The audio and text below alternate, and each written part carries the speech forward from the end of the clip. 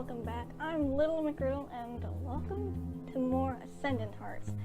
We were currently being attacked by tentacles in the distance, so let's just continue with that. So I followed a retreating tentacle in the distant rustling until I can cover my face with that. Yeah, you don't have to see that. Look, it's my face. Hi. Okay. We're just gonna do that until this passes. Aiko, sheesh. It's some sort of octopus? Why does it live in a forest? How can it survive out of water? And more importantly, what is it doing to Aiko and Shees? Yeah, I don't want to know that. I don't want to know. I draw my sword and look at the creature. It's pretty big. Do I stand a chance on my own? Worse, will it hurt them if I attack it? Don't struggle so much. It's too strong, and struggling will only make it more excited. Okay. Easy for you to say. It's like quicksand. If you're trapped in quicksand, you need to relax so you can float to the surface and escape. Wait, really? Oh, okay. This is not like quicksand. Even if struggling makes it worse, I can't imagine this monster will let them go if they relax. I want to attack, but it has such a solid grip on them, I'm afraid it might start breaking their bones if it's disturbed. Okay. She notices me at last. Don't worry, Hayato. This particular species is only interested in females, usually. That's good to know. That's not very reassuring. Make it let us go. Will it try to hurt you too if I attack it? Unlikely. They're fairly tame. Tame? As dubious as I find that, I grip my sword firmly and step forward. Oh, but if we cut off the tentacle, it just grows two more. It's possible we could run fast enough. But, no, we don't want more tentacles. Yeah, we don't want more tentacles. You know what? It's not that bad. Yeah, okay, I'll just let you guys. Okay, you're just being held by an octopus. Okay. I stop. Should I attack it somewhere else? You could try attacking its body. I brace myself and start forward again. However, many of them are also masochistic and find physical pain arousing. What? Oh my god, okay. Alright, no, we don't want it more aroused. Yeah, that's something we don't want, Aiko. You're right there. I stop again. Is there anything I can do to help? Why don't you try singing a lullaby? You must be joking. Not at all. Lullabies are used to calm domesticated variants. Domesticated? You mean some people keep these things as pets? Yes, mainly rich female adventurers. What sort of weirdo would want one of these as a pet? Aiko, it's rude to judge someone else's fetishes. Yeah, sometimes they have pretty damn weird fetishes. Hopefully, none of you out there have this kind of fetish. If you do, I'm not judging you, but what the heck? What? Hayato, the lullaby? I'll try, but I can't really sing. Just hurry, please. Although I feel like an idiot, I sheathe my sword and start singing. I don't know any lullabies well, but I remember a few words from a song about a rocking a baby to sleep, so I awkwardly sing those lines over and over again to the monster. It ignores me at first, but gradually turns its attention towards me instead of Aiko and Shees. At last, its tentacles lower them to the ground and release them as its eyes flutter shut. Oh good, thank God that's over. And their clothes are magically put back together and they're fine. That makes sense. Aiko runs toward me and she follows at a calmer pace. Are you alright? I am now. She looks like she might cry at any moment. She searches the area until she finds her fallen daggers and then joins us. Unless you want to be here when it wakes up, I suggest we move on now. Move on! Yeah, let's get out of here. And please, let's never talk about this again. Oh, shut up, phone. By the time we reach Lightshire, the sun is setting. I wonder if Shiori already got back. As if in response to my question, the inner door opens and Shiori walks out and heads for the town hall. She doesn't seem to notice us. Even though we argued, I'm glad to see she's okay. I told you not to worry. Do you think she'll still be angry with us tomorrow? Of course not. Tomorrow we'll be willing to discuss the prophecy, which is what she wants.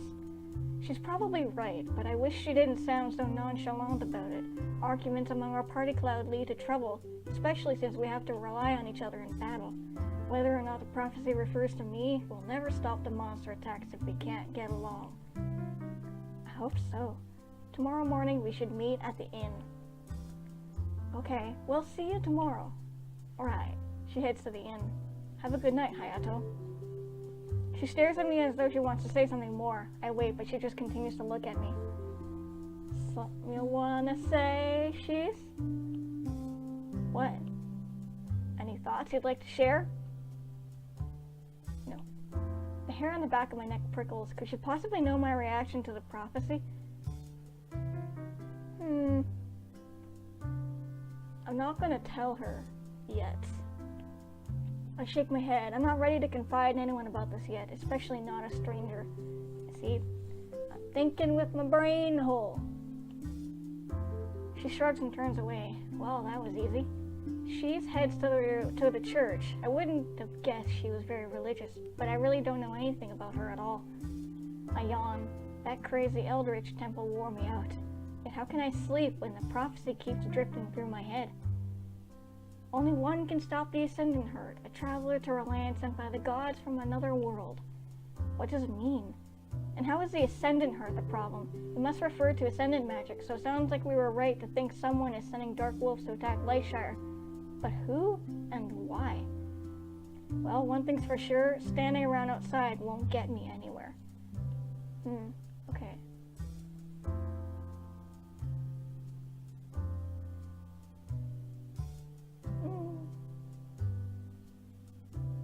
I'm gonna go to the town hall after Shiori. I'm not tired enough to sleep just yet, so I head to the town hall. Maybe if I talk things over with Shiori, she won't be so angry. The town hall is still as active as ever, even this late into the evening. Shiori stands across from the training dummies, and as I watch, spell after spell flies from her fingers and blasts the wooden dummies into smithereens. Yet they rematerialize after a few minutes have passed, so she never runs out of targets. It must be some sort of magic, but I can't imagine how it works. A few whispers follow me through the room as I walk up to Shiori. The other adventurers must still think of me as the poor fool who doesn't know he's at a party with a traitor. I ignore them. Hey, Shiori. She hammers her current target with ice and then turns toward me. Oh, what do you want? Are you still angry? She annihilates a training dummy with a fireball. Yep, she's still angry. I guess that's my answer. It's not a huge delay. We wouldn't have to be able to follow any more leads tonight anyway. I suppose you're right. She takes out another dummy and scowls. But what if they ask for more days to think about things? What if they don't ever want to take action? Then we'll just have to do it ourselves. We? I want to get to the bottom of this and protect Lightshire. I don't think Aiko and Shees will keep putting it off, but if they do, I'll help you. I really just need a little time to think through how to explain my circumstances without sounding like a nut. Some of Shiori's tension drains away, and she turns to face me entirely rather than continue her training dummy massacre. Thanks, Hayato. She tilts her head. Why are you here anyway? Do you have skill points to turn in? I hadn't thought much beyond patching things up with her. I feel like I earned at least one skill point during our adventures in Temple of Bizal, but I still need to master the skills I've already learned. Or are you going to save them? Why? She sighs and shakes her head. I'll never get used to things you don't know. Hey!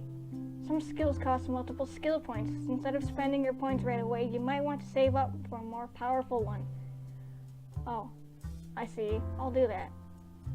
She turns back to the training dummies and prepares another fireball. I'm glad you're not mad anymore.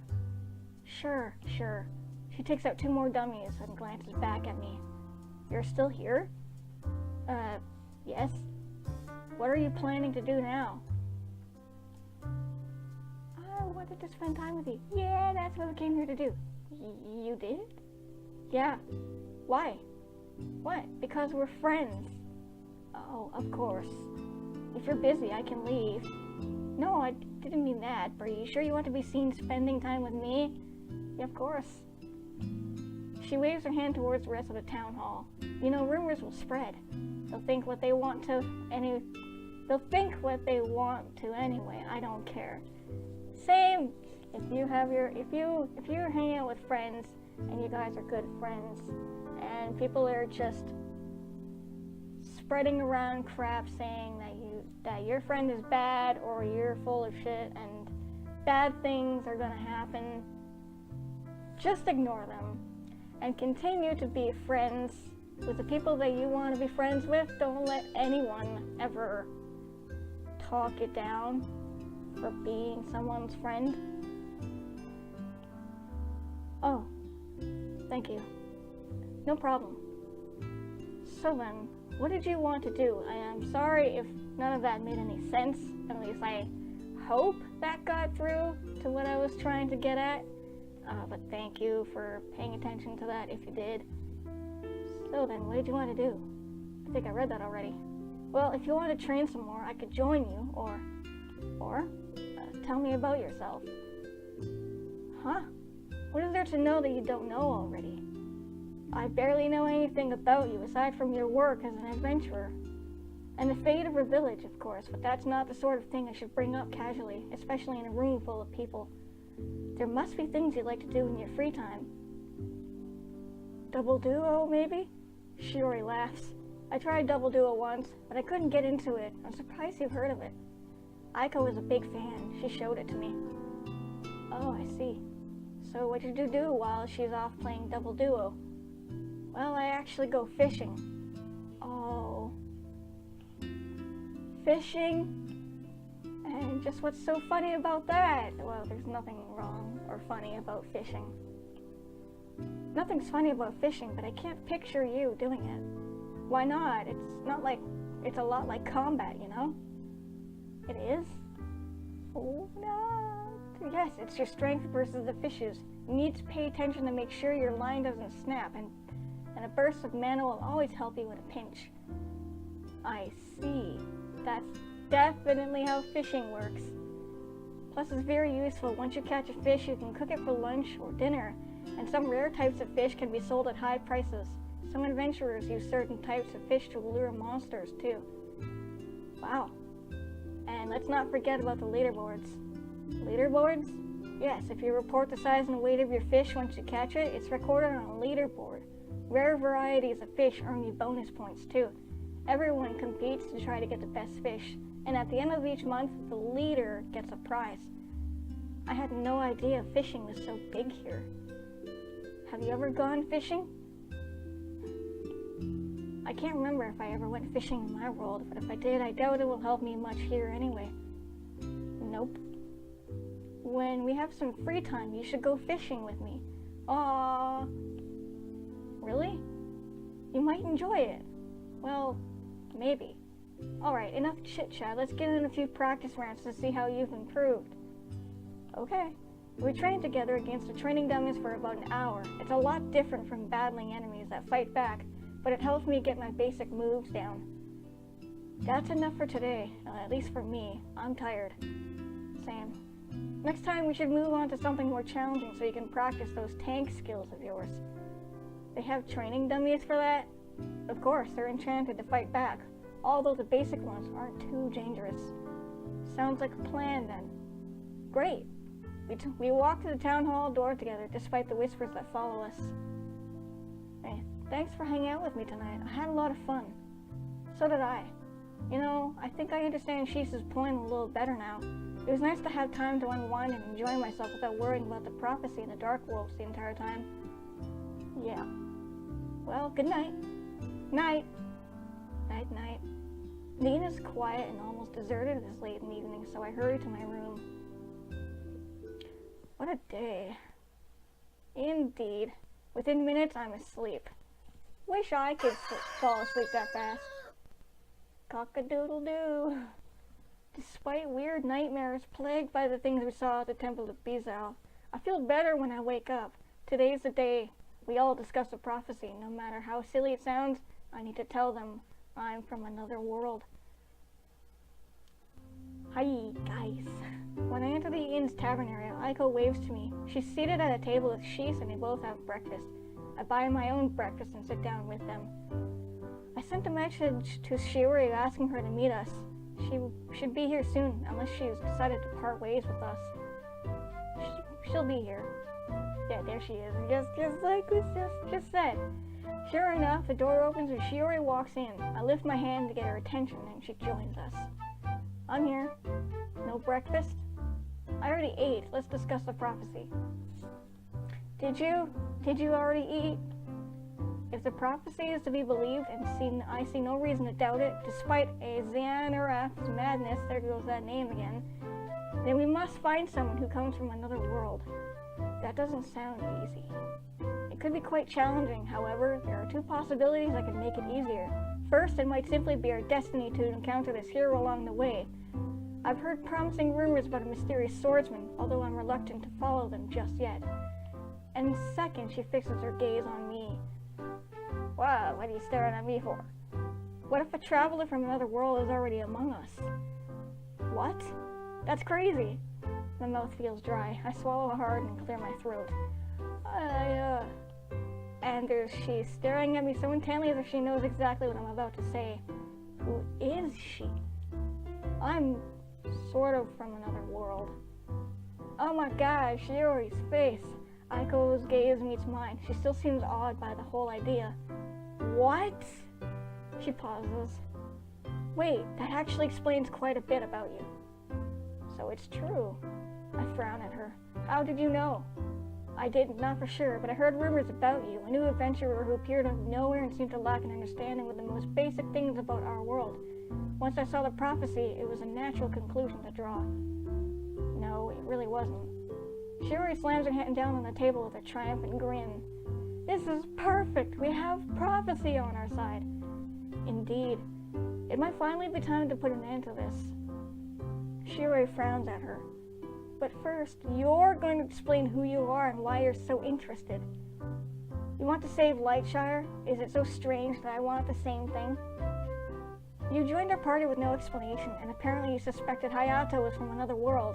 Ever since we met you, you've acted like you know something the rest of us don't. So you're suspicious?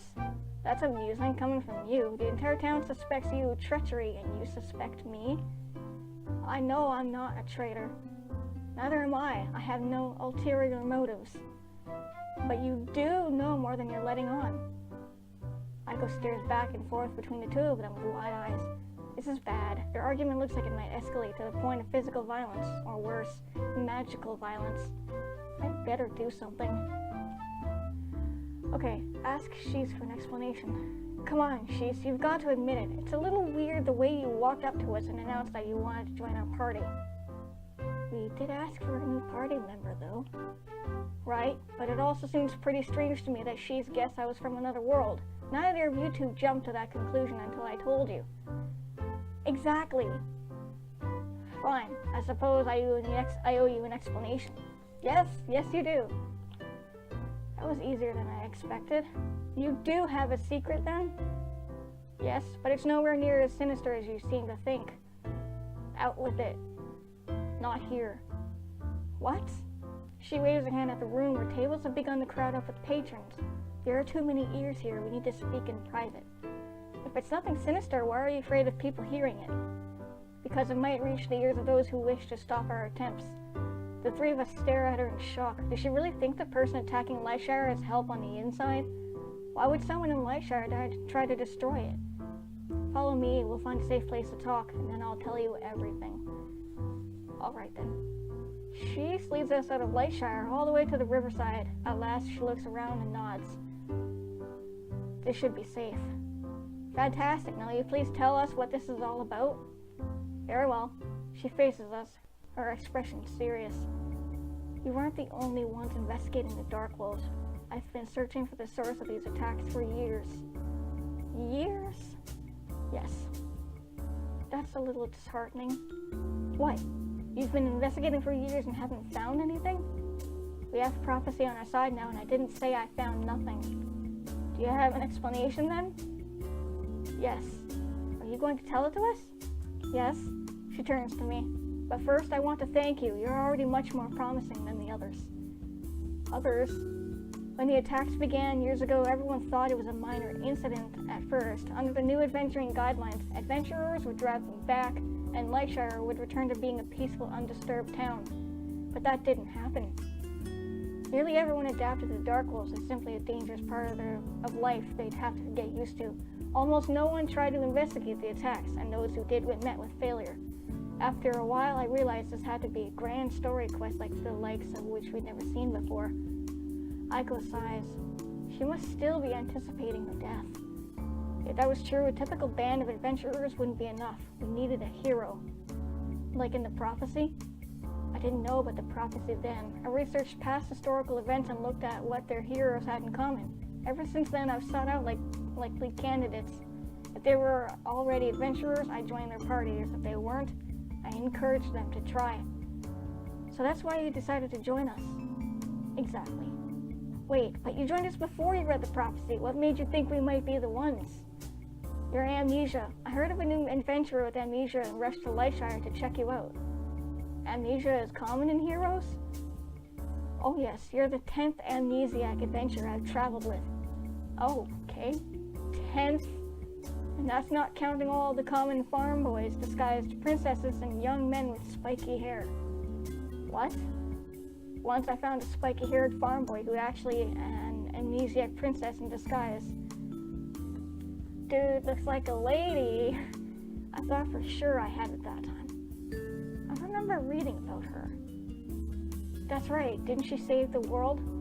Yes, I should have known she wasn't my hero. We'll let it go.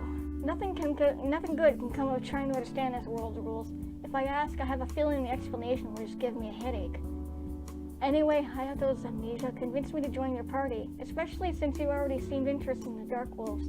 Reading the prophecy and learning the truth about Hayato convinced me I finally found the right hero. You really think we can stop the Dark Wolves then? I do.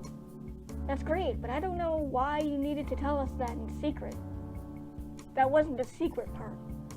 You think someone in Lightshire is responsible for the attacks, don't you? Correct. Why? Why would anyone want to hurt their own town? My investigations over the years led me to the conclusion that the Dark Wolves aren't acting on their own. Someone was commanding them to attack Lightshire. Your attempts to link Ascendant magic to the attacks makes me certain. Ascendant magic hasn't been seen in centuries. Correct. As a result, if someone were born with such powers today, few people would recognize it for what it was. So who is it? The Guildmaster. Oh my god! For a moment we all stare at her in shock. Finally Shiori breaks the silence. That actually makes a lot of sense. No it doesn't. Lightshire is the Guildmaster's home. If he lost Lightshire, what would he do?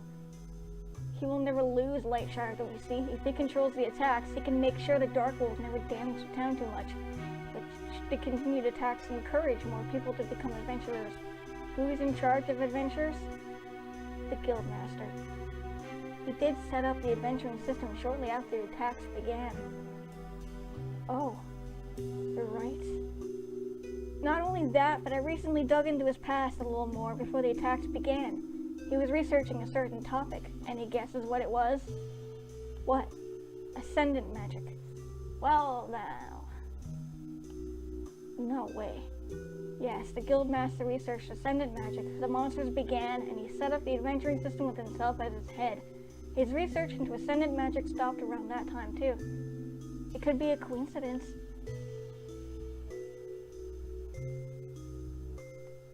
He's pretty suspicious. You really think so? Yeah, there's something weird about that guy. I saw him watching us once, and apparently he's been asking questions about me. What? Of course, he must have connected the pieces like I did and realized you might be the hero to stop him. I wonder if he knows about the prophecy. Maybe not. He might just be on the lookout for adventurers with amnesia. This world's rules are slowly beginning to make sense to me, and that's a scary thought. We have the hero of prophecy on our side. It's time we confronted the Guildmaster. Already? We can't rush in unprepared. It's like, take some time to get ready and then meet up at the town hall in 1 hour. Agreed. Hayato, you need to prepare the most. Why me? You're the one mentioned by the prophecy. That means the rest of us are secondary. And and expendable. No, we're all important. She has a point, though. Make sure you're ready for a fight. You should probably upgrade your equipment. Do they think I'm going to duel the Guildmaster? Is that really what this is about? Well, better safe than sorry. Alright, don't worry. I'll make sure I'm prepared. I'd also like to speak to you for a moment alone. I shrug. Okay. Shiori and Aiko return to town, and I wait to see what Shees wants. Does she know something else about the prophecy? Is there something about heroes I should keep in mind? Once they're gone, she gives me a serious look. There is one other possibility we should consider. What's that? The hero might not be you, specifically, but your child. What the oh my god! What? Oh my god! Okay, it takes a moment for that to sink in. My child? Yes, your child grows up here, believing him or herself to be like all the other children, and that learns you've traveled here from another world.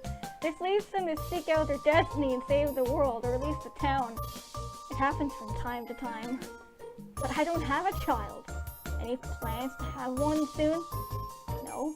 You have a girlfriend? Where is this going? That's a personal question. If you have a girlfriend, she should be present for a discussion about your future children. I don't... but why?